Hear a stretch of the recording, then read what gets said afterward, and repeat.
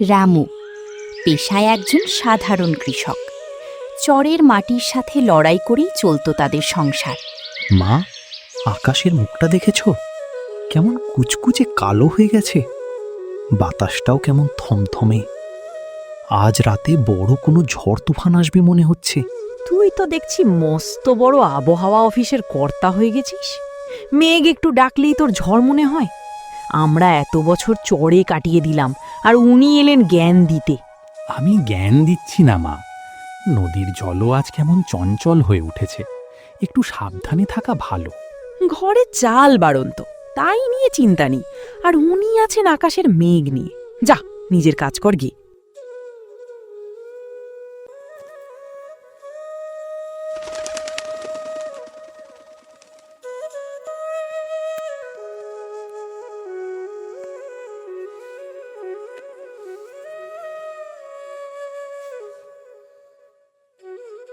কিরে বিজয়, রান্নায় একটু সাহায্য করতে বললাম, আর তুই এখানে এক গাদা কলা গাছ কেটে কি করছিস?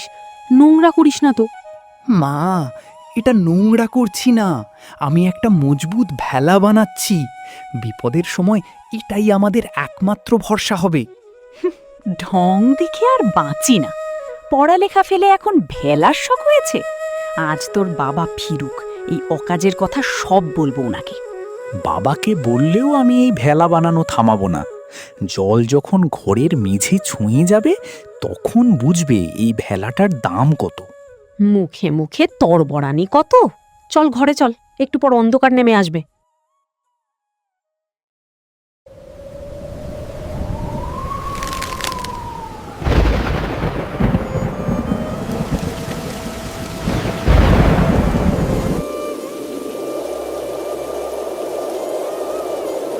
মাঝরাতে বিজয়ের আশঙ্কাই সত্যি হলো।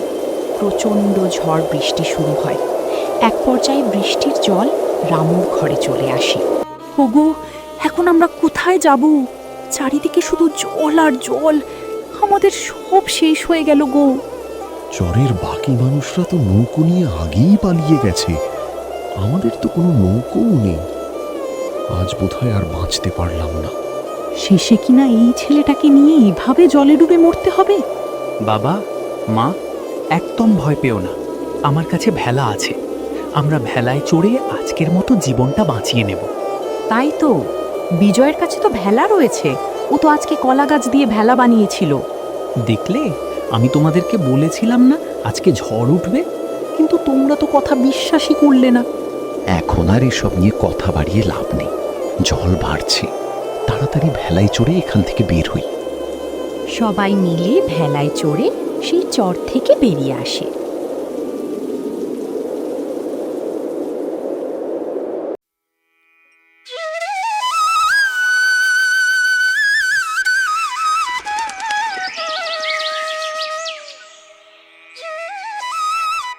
ভোরের আলো ফুটতেই ভেলাটা এসে ঠেকল মূল ভূখণ্ডের একটা উঁচু বাঁশ বাগানে। জল তো কমছে না রে বাবা। চরের ঘর তো বোধহয় বৃষ্টির জলে ডুবে গেছে। আমরা এখন থাকবো কোথায়? বাবা, এই বাঁশবাগানটা অনেক উঁচুতে। এখানে বৃষ্টির জলে কোনোদিন পৌঁছতে পারবে না। আমরা এখানেই আমাদের নতুন আস্তানা বানাবো। কিন্তু নতুন ঘর বানানোর মতো একটা টাকাও তো আমার পকেটে নেই রে বাবা। টাকা লাগবে না বাবা, এই বাগানের বাঁশ আর শুকনো কঞ্চি দিয়েই আমরা মাটি থেকে উঁচুতে একটা বাঁশের ঘর বানিয়ে নেব। আসামের দিকে মানুষ এভাবেই বন্যায় বাঁচে। ছেলেটা কিন্তু খাঁটি কথাই বলেছে। ওগো, চলো সবাই মিলে হাত লাগাই।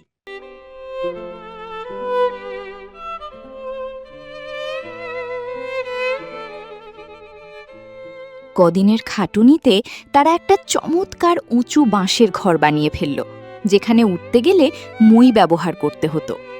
ঘর তো হলো, কিন্তু এটা কেমন দেখতে গো? পাখির বাসার মতো উঁচুতে ঝুলছে। লোকে দেখলে হাসবে। মা, সৌন্দর্য দিয়ে পেট ভরে না, আর বন্যা থেকে বাঁচাও যায় না। এই ঘরই আমাদের নিরাপদে রাখবে। বিজয় ঠিকই বলেছে। চলো এবার ঘরের ভেতরে জিনিসগুলো গুছিয়ে নিই।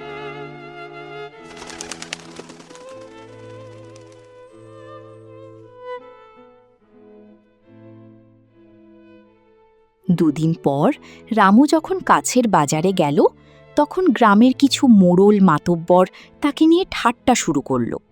এই দেখ জগাই, আমাদের চরের রামুদা এসেছে। বলি রামুদা, তোমরা কি মানুষ নাকি বাবুই পাখি? অত উঁচুতে ঘর বেঁধেছ যে। ঠিক বলেছিস পলাশ, ঘরে উঠতে নাকি মই লাগে। চোর তো দূরের কথা, ঘরের লোকই তো রাতে পা পিছলে পড়বে। ভাই, চরে ঘর হারিয়ে আমরা এখানে আশ্রয় নিয়েছি। বিপদের হাত থেকে বাঁচতেই ওই ঘর বানানো। দূর মশাই, এ তো পুরো সার্কাসের ঘর। আমাদের পাকা বাড়ি থাকতে ওসব অদ্ভুত ঘরে আমরা মরলেও যাব না।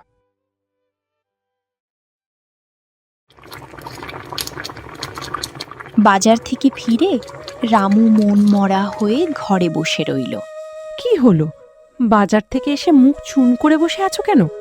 শরীর খারাপ নাকি?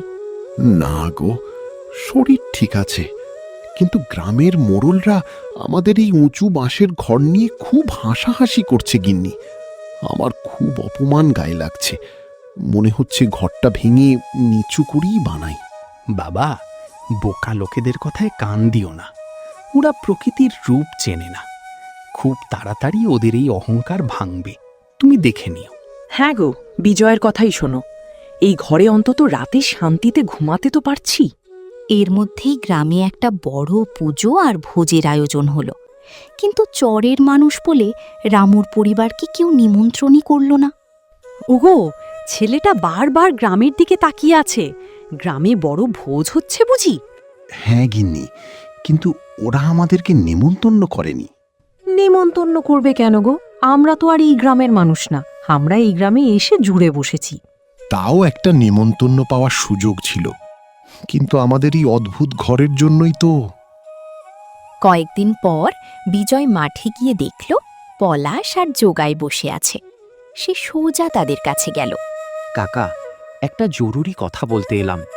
আজ সন্ধ্যের মধ্যে পাহাড়ি ঢল আর মেঘ ভাঙা বৃষ্টি নামবে। গ্রামের সবাইকে বলুন উঁচু জায়গায় সরে যেতে। আরে, এই তো সেই বাবুই পাখির বাসার ছেলেটা। কিরে খোকন, আকাশ কি তোকে চিঠি লিখে জানিয়েছে যে ঝড় আসবে? দেখছিস না কেমন কড়া রোদ। নিজেদের ঘরটা অদ্ভুত বানিয়েছিস বলে কি আমাদেরও ঘর ছাড়া করতে চাস? যা এখান থেকে, মাথা গরম করিস না। আমি আমার দায়িত্ব পালন করলাম কাকা। বিকেল হতে আর বেশি দেরি নেই। নিজেদের ভালো চাইলে আমার কথাটা শুনুন। বিজয় বুঝতে পারল সোজা আঙুলে ঘি উঠবে না। সে বাড়ি ফিরে তার মাকে একটা বিশেষ রান্নার তোড়জোড় করতে বলল। মা, আজ রাতে কিন্তু সেই ধেয়ে আসা ঝড়টা আসছে। তুমি ঘরের সব শুকনো খাবার উঁচুতে তুলে রাখো। আর হ্যাঁ, হাঁড়িতে বড় করে বিরিয়ানি বসাও তো। এই বিপদের মুখে তুই বিরিয়ানি খাবি? চাল মাংস কোথায় পাবো? বাবা বাজার থেকে যা এনেছে তা দিয়েই করো। আজ রাতে আমাদের ঘরে অনেক অতিথি আসবে। অতিথি? এই ঝড় বৃষ্টিতে আমাদের ঘরে কি আসবে রে বাবা? আসবে বাবা, খিদে আর বাঁচার তাগিদ সবাইকে টেনে আনবে। তুমি শুধু দেখো। বিকেল গড়াতেই আকাশ কালো করে এমন বৃষ্টি আর ঝড় শুরু হলো যা গ্রামের মানুষ আগে কখনো দেখেনি। নিচু এলাকার বাড়িগুলো হু হু করে ডুবতে লাগলো। পলাশ আর জোগাই তাদের পরিবার নিয়ে কোনো মতে প্রাণ বাঁচাতে উঁচু বাঁশবাগানের দিকে ছুটে এলো। ওরে বাবারে, জগাই, আমাদের পাকা বাড়িও তো ডুবে গেল রে। এখন কোথায় আশ্রয় নেব? বাঁশবাগানে তো কোনো ছাদ নেই। ওই দেখ পলাশ, রামুদার সেই উঁচু বাঁশের ঘরটা একদম শুকনো আর নিরাপদ অবস্থায় দাঁড়িয়ে আছে। জল ওটার মেঝে পর্যন্ত ছুঁতে পারেনি।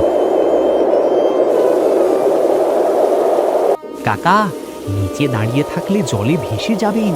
তাড়াতাড়ি এই মই বেয়ে ওপরে চলে আসুন সবাই। বাবারে, আমাদের ক্ষমা করে দিস। তোকে পাগল ভেবেছিলাম, কিন্তু আসল পাগল তো আমরাই ছিলাম। বাঁশের ঘরের ভেতর তখন গ্রামের প্রায় অনেকজন মানুষ আশ্রয় নিয়েছে।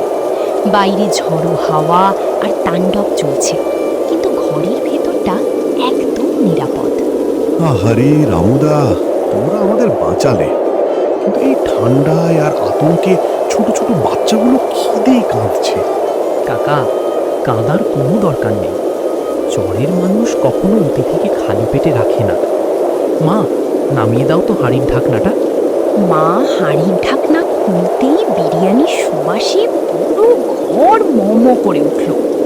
ওরে বাস রে, এই ঝড় বৃষ্টির মাঝে গরম গরম বিরিয়ানির গন্ধ, এ তো স্বর্গ নেমে এলো রে। সবাই পেট ভরে খাও। ঝড় জল তো প্রকৃতির নিয়ম, কিন্তু মানুষের পাশে মানুষ দাঁড়ানোটাই আসল ধর্ম। সেই দুর্যোগ কেটে যাওয়ার পর গ্রামবাসীরা আর নিজেদের পুরনো কায়দায় বাড়ি বানালো না। বিজয়ের বুদ্ধিমত্তাকে সম্মান জানিয়ে পুরো গ্রাম মিলে ওই উঁচু বাঁশবাগানেই এক সার দিয়ে চমৎকার উঁচু টংঘর বানিয়ে ফেলল। দূরদর্শী এক ছেলের বুদ্ধিতে বেঁচে গেল একটা গোটা গ্রাম।